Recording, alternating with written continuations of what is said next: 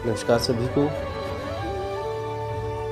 कबीरदास जी निर्गुण भक्ति धारा के बहुत ही उत्तम कवि रहे हैं। उन्होंने मूर्ति पूजा में विश्वास न रखते हुए केवल सच्चे मन से प्रभु की भक्ति करने का संदेश दिया है। कबीरदास जी कहते हैं कि प्रभु को ढूंढने के लिए केवल और केवल मन को सुदृढ़ करना पड़ता है, मंदिर, काबा, कैलाश अन्य स्थानों पर नहीं। जैसे अब पद्य पढ़ते हैं। मोको कहाँ ढूंढे रे बंदे, मैं तो तेरे पास में। कि हे भक्त, मोको मुझे कहाँ ढूंढ रहा है, मैं तो तेरे पास में, मैं तो तेरे बिल्कुल पास में हूँ। ना मैं देवल ना मैं मस्जिद, देवल होता है मंदिर, ना मैं मंदिर में हूँ ना मैं मस्जिद में हूँ, ना काबे कैलाश में, ना मैं काबा में, ना पर्वतों पर, कैलाश पर्वत में भी नहीं हूँ। अर्थात इधर उधर भटकने ढूंढने की मुझे आवश्यकता नहीं है। अब देखिए कहाँ, ना तो कोने क्रियाक्रम में, ना ही तो मैं किसी भी प्रकार के क्रियाक्रम में हूँ। क्रियाक्रम अर्थात समझते हैं, कभी हम कोई अंधविश्वास करके टोना टोटका करते हैं, या कभी हम अनेक प्रकार के प्रपंच करते रहते हैं, वहाँ पर भी मैं स्थित नहीं हूँ। ना ही योग वैराग में, और ना ही मैं किसी योग में हूँ और ना ही वैराग में हूँ। अर्थात मैं अगर संसार को त्यागने में भी नहीं हूँ या फिर परिवार को त्यागने में भी मैं नहीं हूँ, ना ही। अब अंतिम की दो पंक्तियों में कबीरदास जी कहते हैं और एक संदेश देते हैं। खोजी होए तो तुरत ही मिलहूँ, कि अगर मुझे खोजना है, अर्थात प्रभु को खोजना है, तो मैं तुरंत ही मिल सकता हूँ। पल भर की तलाश में, केवल एक पल की तलाश में, एक पल की खोज में ही मिल सकता हूँ। कहे कबीर सुनो भई साधो, कहे कबीर, हे कबीर जी कह रहे हैं कि हे साधो, हे संतो सुनो, सब श्वासों की श्वास में, मैं सब व्यक्तियों की सांस में, श्वास में, अर्थात प्रत्येक व्यक्ति के मन में, हृदय में, चित्त में विद्यमान हूँ। अगला पद्य पढ़ने के लिए हमें सबसे पहले इस चित्र को समझना पड़ेगा।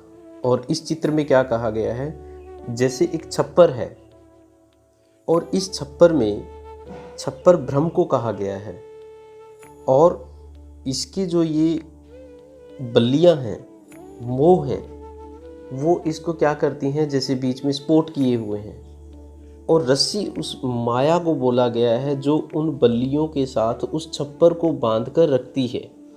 मन की दो खंबे हैं, बुरी स्थितियां हैं, उन दोनों स्थितियों के ऊपर भी वो छप्पर टिका हुआ होता है।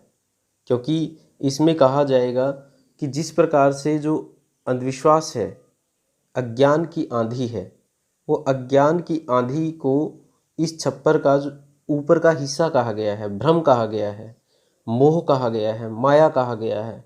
और वो स्थिर किस पर होते हैं, वो स्थिर होते हैं मन की बुरी आस्था पर, मन के बुरे चिंतन पर।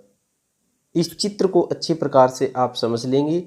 इसके बाद हम इसके पद्य को पढ़ेंगे, और पद्य को अच्छी प्रकार से पढ़ने के बाद फिर इस पर विचार करेंगे।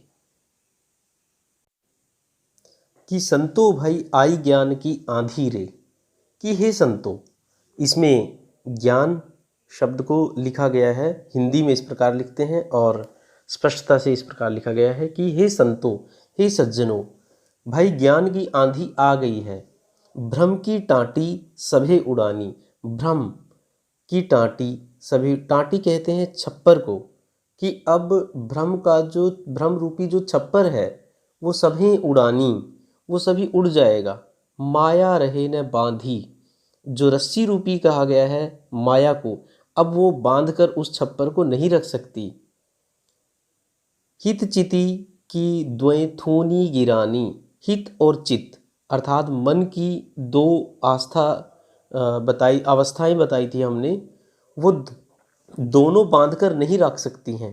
किसको नहीं बांध कर रख सकती हैं? उस माया रूपी भ्रम रूपी छप्पर को। मोह बलिंडा टूटा। बलिंडा होता है बल्ली, बल्ली जो बीच में छप्पर को सपोर्ट करती है, वो उसे बांध कर नहीं रख सकती।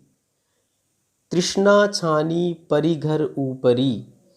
तृष्णा, तृष्णा होती है इच्छा, और इच्छाएं जो व्यक्ति की हैं, छानी छप्पर के ऊपर, घर के ऊपर, वो उसके ऊपर उसको आवृत करके रखती हैं।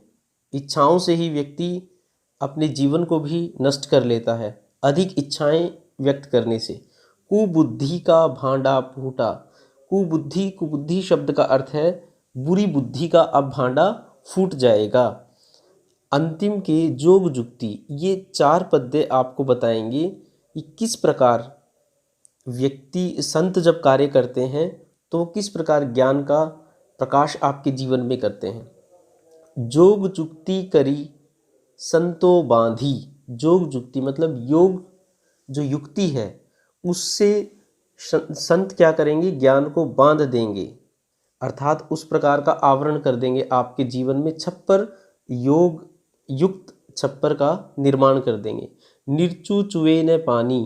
अब जो आंधी से वो छप्पर उड़ जाना था, अर्थात ज्ञान के आने से वो भ्रम रूपी जो छप्पर उड़ जाना था, अब वो उड़ भी जाएगा अगर उसके ऊपर ज्ञान का निर्माण किया जाएगा, अर्थात ज्ञान रूपी छप्पर होगा। तो निर्चु चुए न पानी, तो नीचे बारिश आने पर पानी नहीं चू सकता, अर्थात टपक सकता, गिर सकता। कूड़, कूड़ कपट काया का निक्षा।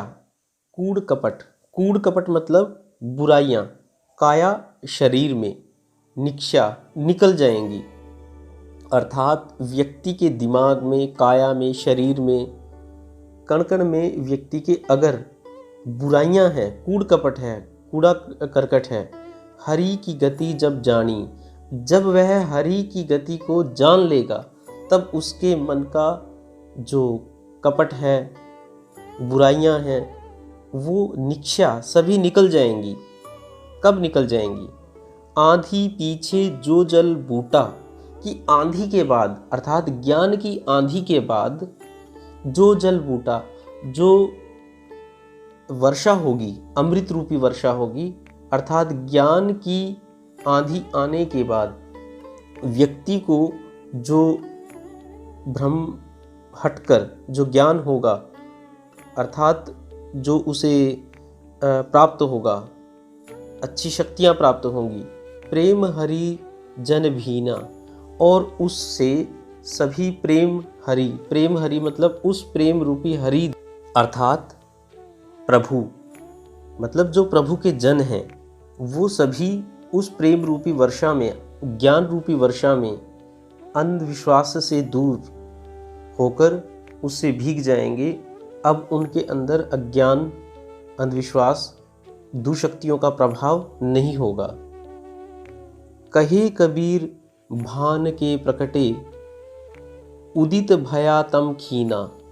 अब कबीरदास जी कहते हैं, भान शब्द का अर्थ है सूर्य, कि कबीरदास जी सूर्य के समान जब प्रकट होते हैं, अर्थात प्रभु जब सूर्य के समान प्रकट होते हैं, भय तम खीना, जितना भी अंधकार है, भय तम, तम होता है अंधकार, जितना भी अंधकार है अर्थात अज्ञान है, खीना, वो नष्ट हो जाता है, दूर हो जाता है, और व्यक्ति केवल और केवल स्पष्ट रूप से प्रभु भक्ति में लग जाता है।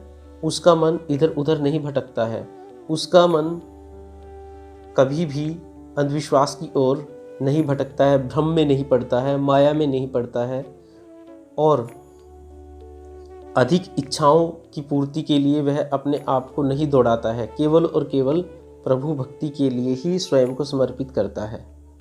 ये आप सभी समझ गए होंगे। बहुत बहुत धन्यवाद आपका।